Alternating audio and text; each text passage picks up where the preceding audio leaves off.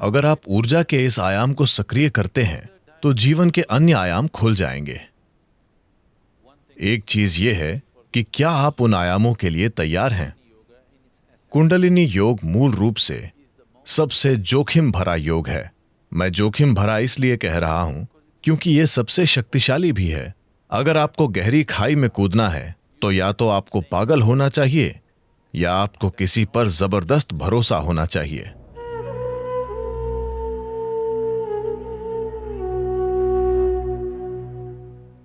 So what is तो Kundalini? Kundalini क्या है? अभी मैं बोल रहा हूं, यह कुंडलिनी है।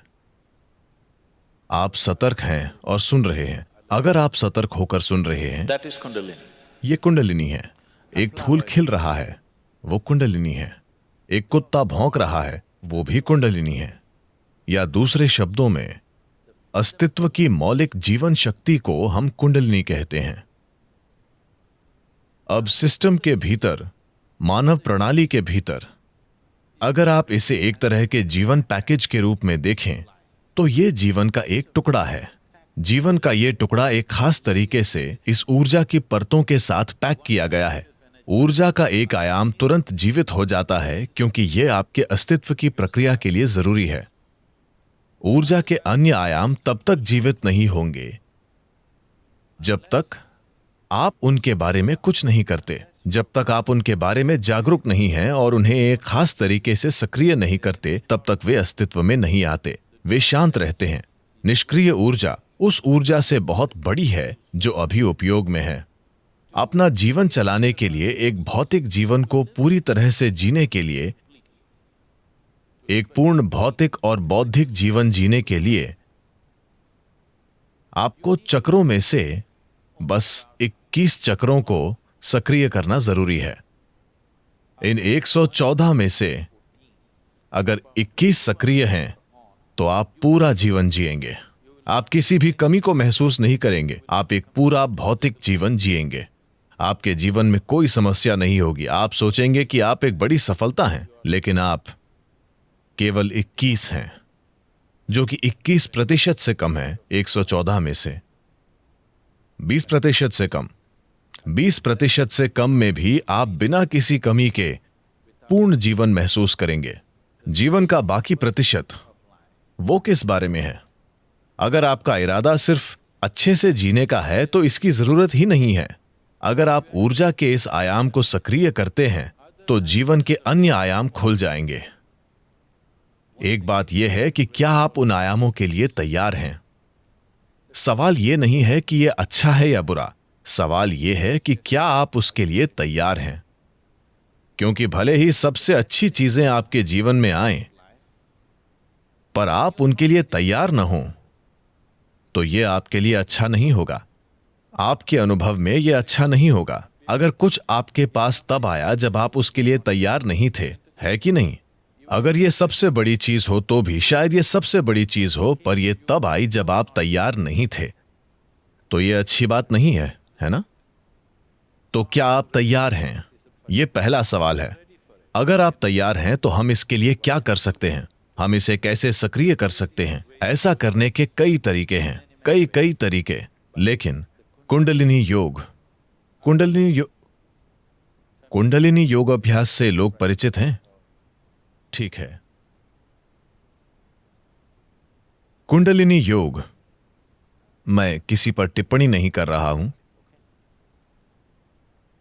कुंडलिनी योग मूल रूप से सबसे जोखिम भरा योग है। मैं जोखिम भरा इसलिए कह रहा हूं क्योंकि यह सबसे शक्तिशाली भी है। सबसे शक्तिशाली हमेशा सबसे खतरनाक भी होता है, अगर गलत तरीके से किया जाए तो। अभी दुनिया में कई प्रकार की ऊर्जाएं हैं। बिजली को भी कई अलग अलग तरीकों से पैदा किया जा रहा है। एक तरीका है कि हम इसे परमाणु रिएक्टरों के माध्यम से करते हैं। यह ऊर्जा उत्पादन का सबसे कारगर तरीका है जिसे हम अभी जानते हैं, लेकिन यह सबसे खतरनाक तरीका भी है ना? जब चीजें गलत हो जाती हैं तो वे गंभीरता से गलत हो जाती हैं। जब चीजें सही होती हैं तो ये दुनिया में ऊर्जा का उत्पादन करने का वाकई सबसे आसान और अच्छा तरीका है, परमाणु ऊर्जा। लेकिन जब ये खराब हो जाता है तो ये वास्तव में इस तरह खराब हो जाता है कि आप इसे ठीक नहीं कर सकते। कुंडलिनी योग भी ऐसा ही है। ये सबसे शक्तिशाली है, पर यह सबसे खतरनाक है।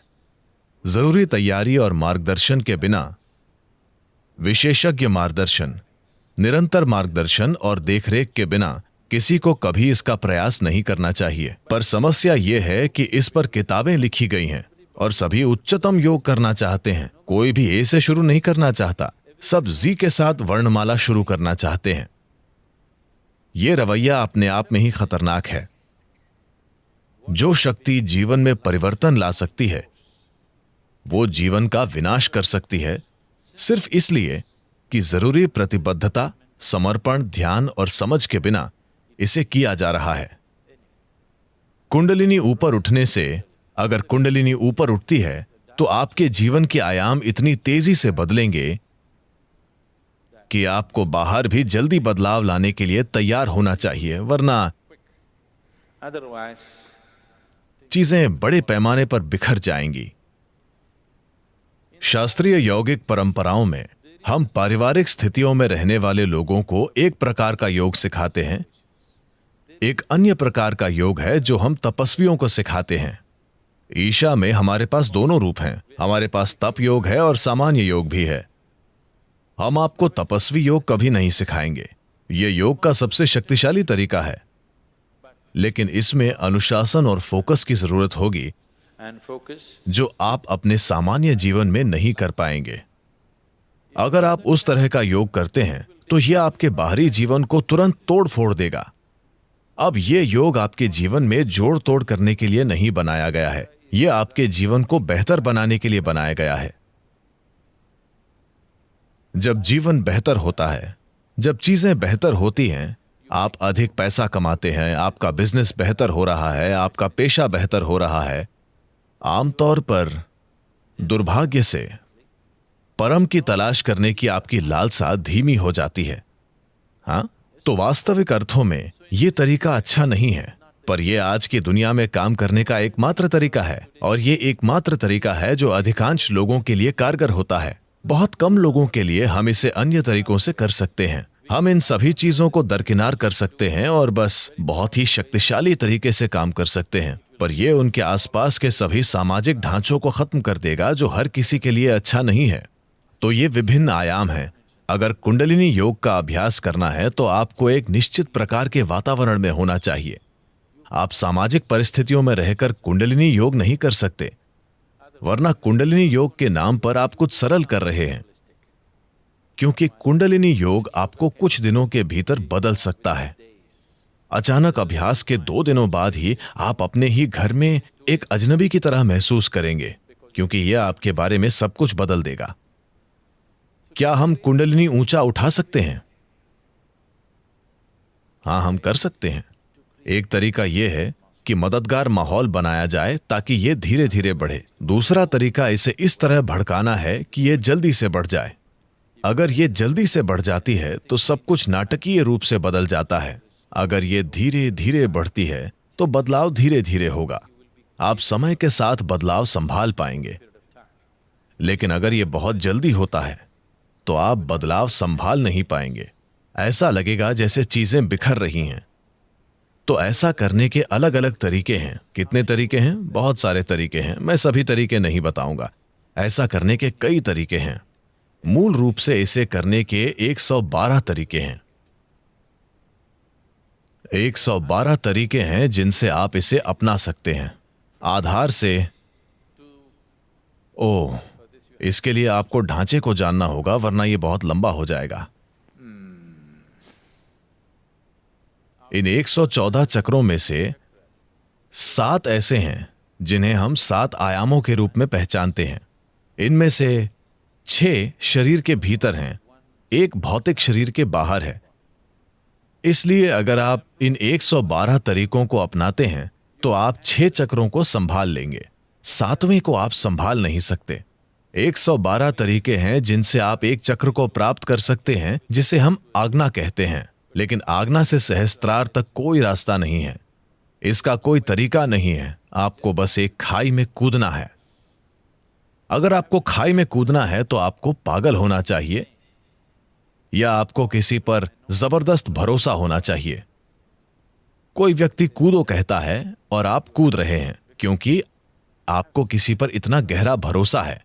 लेकिन जब वो जंप कहता है तो ये आपके लिए अच्छा ही होगा। आप बस एक बिना तल के गड्ढे में कूद जाते हैं। तो मूलाधार से आज्ञा तक की यात्रा, वहां पहुंचने के 112 रास्ते हैं, पर वहां से वहां तक कोई रास्ता नहीं है। यह सिर्फ एक छलांग है। वो विश्वास में, भक्ति में या पागलपन में हो सकता है। चुनना आपको है।